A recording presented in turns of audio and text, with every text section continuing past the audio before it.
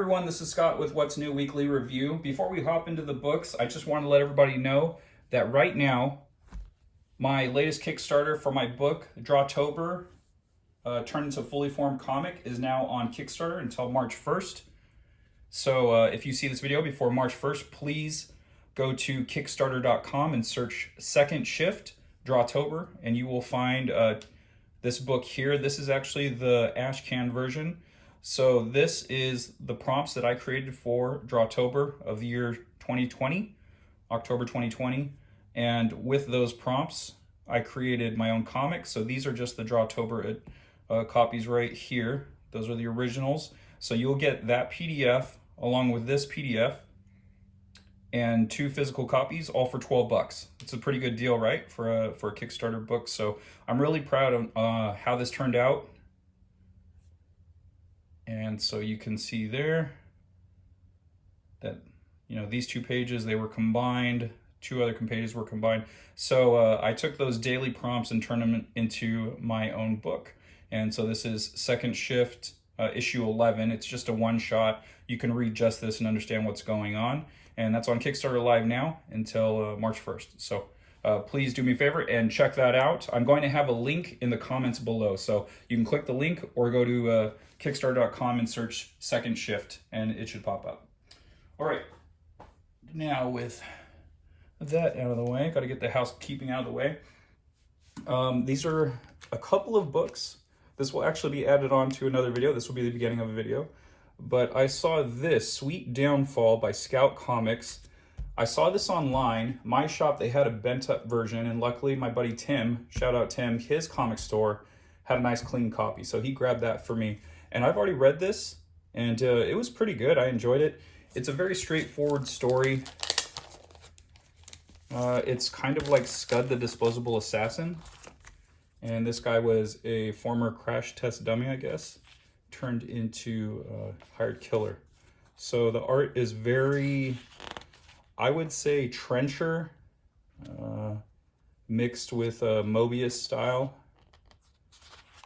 So the artwork's pretty beautiful. So check this out. It was a very straightforward story, but very cool at the same time. Very cool layouts and all of that. So this is called Sweet Downfall.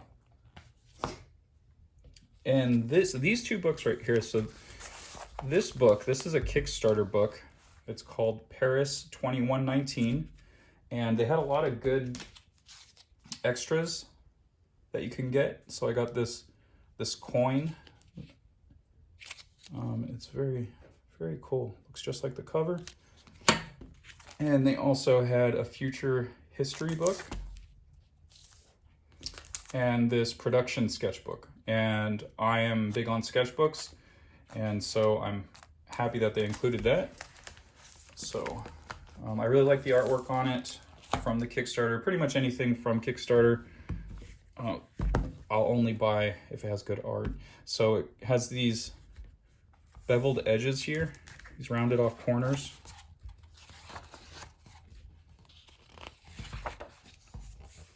It's just a very good looking book. It kind of looks like the Twilight guy.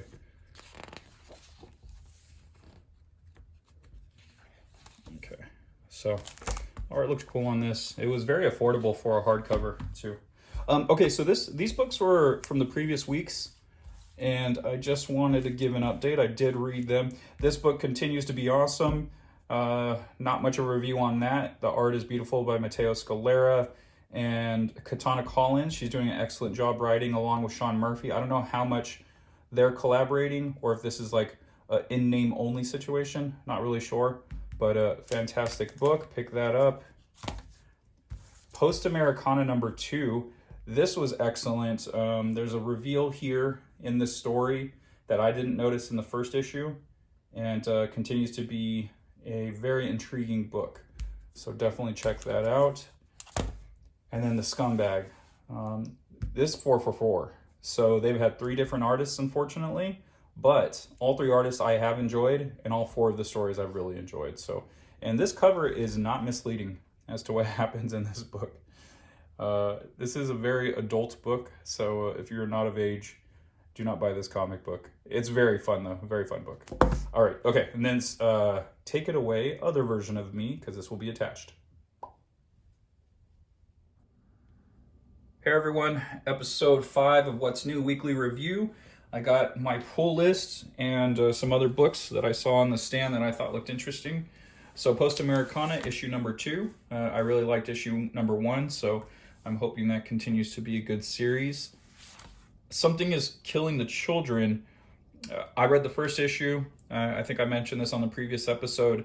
I haven't read anything past the first issue, but I picked up issues 12 and 13, so I have 14. So I have it back on my list because I guess it's a really hot series right now. So I did enjoy it, and I fell off for whatever reason. So I'm making sure to pick these up until I fill in the gap, until I get the rest of the series. Unfortunately, it's going to cost me a pretty penny. I should have just kept going with it, but luckily I have issue 1, and so that one costs a lot, so there's a lot of the funds right there. Colonel Weird Cosmogog continues to be an excellent series, so issue number 4.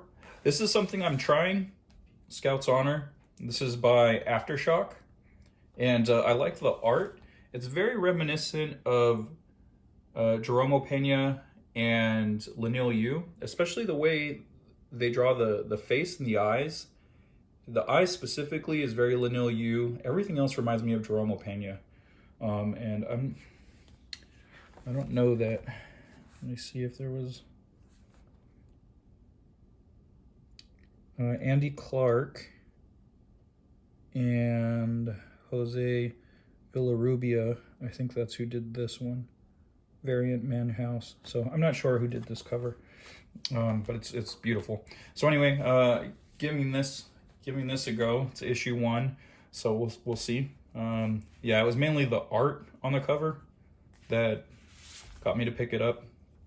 I'm not super into Scouts or anything like that, but we'll see. So here's Harley Quinn, and this is from the Batman White Knight series. This is book 4. So continuing this awesome series, I love it. Like I've said previously, I feel like Batman the Animated Series, the Murphyverse is very Batman the Animated Series. And I Walk with Monsters number 2. I enjoyed issue 1. I picked that up on a whim, and I enjoyed it, so I'm sticking with the title. 7 to Eternity. This is by Rick Remender and Jerome Pena. Jerome Pena is one of my favorite artists. I liked his style on Fear Agent.